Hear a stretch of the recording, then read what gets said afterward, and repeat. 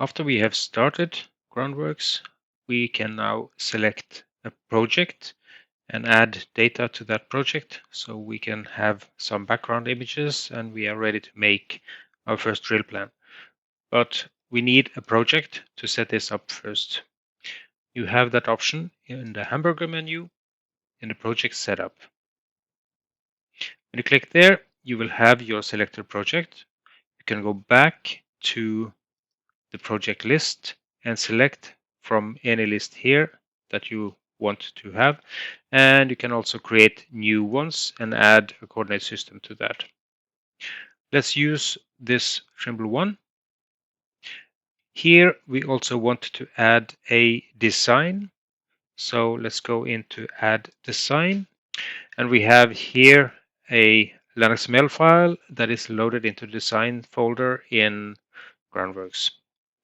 I will hit accept on that one, and it will load this file for me. So I will see here the surface and the alignment. I can go in here and I want to add the surface as the one I want to use.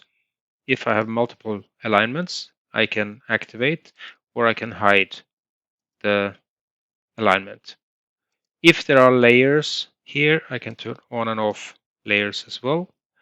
And I can continue to add multiple designs here and put it in addition to the one I have.